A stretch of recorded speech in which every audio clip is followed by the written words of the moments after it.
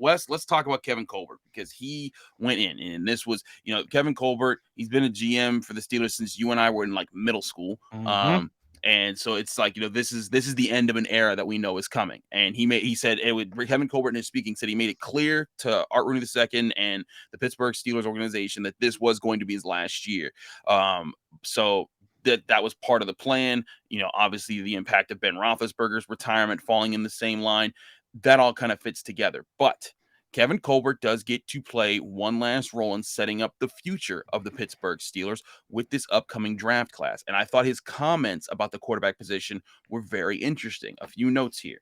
One, he talked about how one of the big sticking points he has about quarterbacks, it has to be accuracy. They need to be more accurate. That's one something he said. Two, he said, according to Mark Aboli of The Athletic, who we had on yesterday's show talking about Brian Flores, he talked about Kenny Pickett and saying, he doesn't have a problem with Kenny Pickett's small hands, which has been one of the biggest hands up. And then three, he also said the plan for the Steelers quarterbacks right now is to go into camp with 4 quarterbacks and letting them battle it out.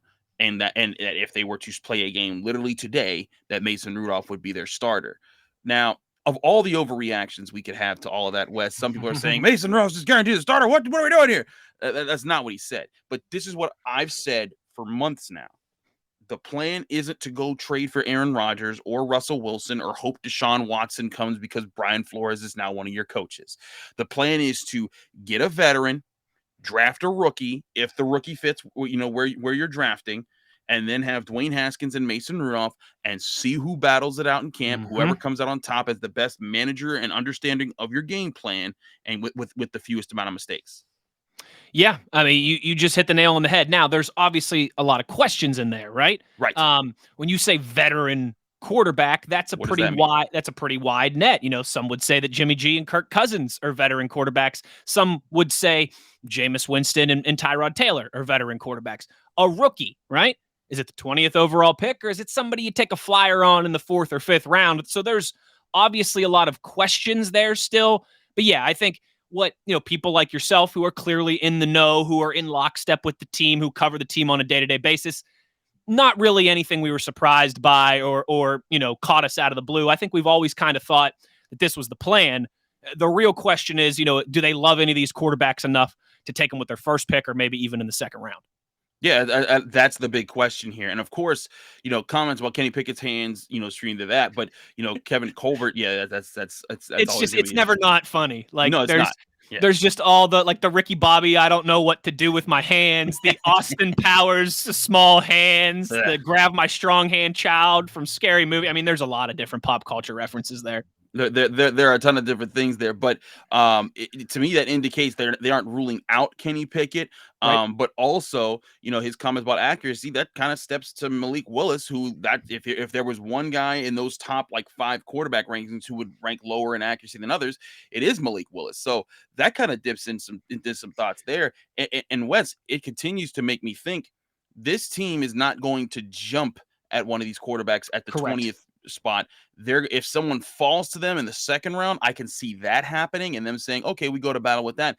But I think, and Kevin Colbert even said, of the positions that are deep versus weak, he didn't list quarterback as one of the weak spots in this draft. He listed defensive tackle, center, and guard as those weaker spots. So that makes me wonder, would they even be okay with waiting even past that top group of guys, say to the 4th round, and then you end up with Caleb Ellaby or someone along those lines, where you're getting Carson guys, Strong, a Carson Strong type of quarterback who, obviously isn't NFL ready, but has traits that you can be like, I could work with that.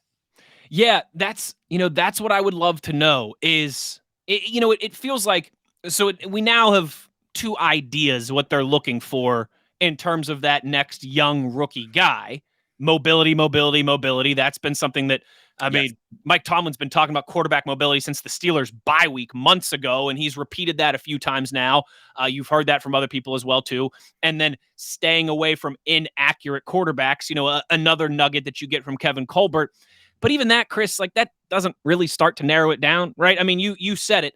When I heard that inaccuracy thing, my kind of rabbit ears went up, because that's been the knock on Malik Willis is that he does so many things well. He's got insane upside. He's got insane mobility and athleticism, and a lot of things that translate very well to the quarterback position now, and even what it could be in another 5 years. But inaccuracy, that's always been the, when you look at his weaknesses, I don't care if you're NFL Network, Pro Football Focus, wherever. Right.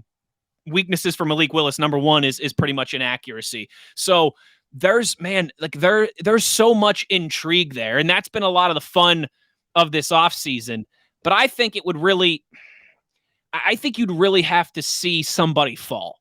I know I saw some mock drafts that had the Steelers nabbing Kenny. Did you see that yesterday? Pro Football Focus had them getting Kenny Pickett in the second round. Like, hey, if you go to pick in the second round and Kenny Pickett is still on the board, you sprint to the podium and take him.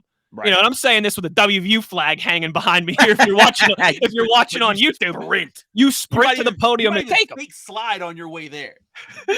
You icky shuffle. You do the Macarena. you dance walk that whole way up to the podium and you take them.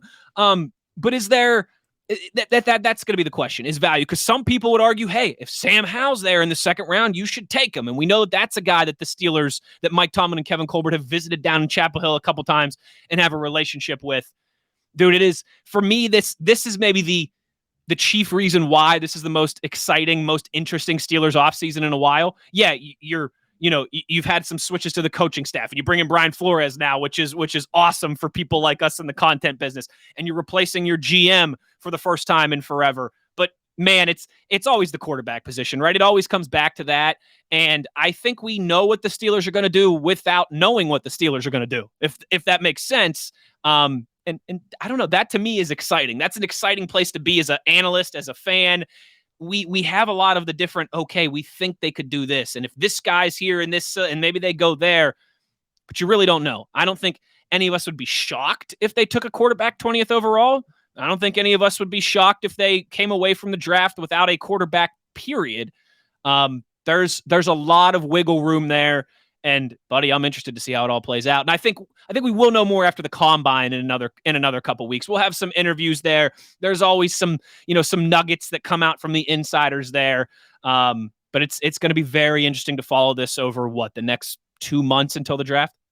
Oh, absolutely. This is not going to stop. This is absolutely going to be quarterback. Yeah, quarterback every week. I mean, and to be fair, I mean, it shouldn't, because this is what we've talked about, what Steelers fans have dreaded for the past 8 years. When is Ben Roethlisberger going to retire? What are they going to do once he does retire? And they're legitimate questions. And now it's here in front of you. And the Steelers aren't sitting first overall with, an obvious, a Trevor Lawrence, a Joe Burrow type of prospect who, could be drafted to the team, and everyone say, well, that's the best quarterback, and that's the next superstar franchise guy that's going to lead the NFL in a lot of ways. So, I get it. This is intrigue, but this is part of what comes with this territory. And I think you tweeted this out earlier on Monday, saying, this is, Steelers fans, you don't know what this life is like for so many teams. You don't know when your next quarterback's coming,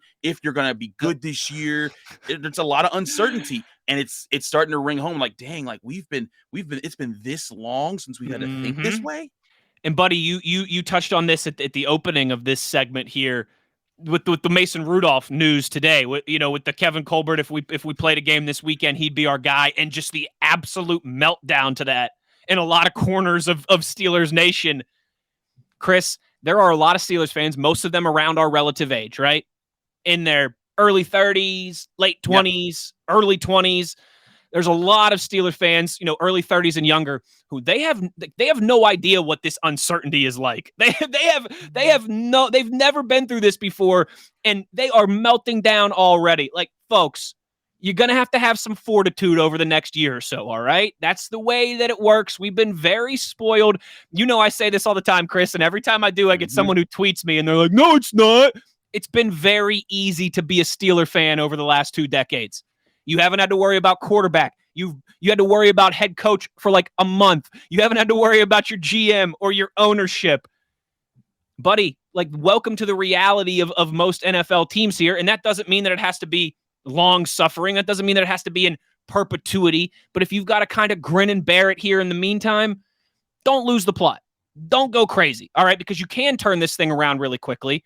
but you also can't just make your quarterback of the future appear out of thin air. And if you try and rush that process, all you're going to do is continue to set yourself back further and further. Exactly. You don't want to. You want to make sure that when you take your shot, it's a legitimate shot, and you still may miss. That doesn't guarantee that you're going to get the quarterback of your dreams, but it at least gives you a better shot to do it. And I think it also helps you because if your team is still really built really well around that quarterback that isn't playing that good, it still gives you a chance to be competitive even when when you don't have that guy. And I think it makes it easier to correct that mistake. If you know what, that we took the shot at quarterback, but we still got this core that we really like. Let's take another shot really soon. But if you trade all your picks and make these aggressive moves for a guy that you're really not sure about in a class that isn't that heralded for quarterbacks, that puts you in a rough position. We got to take a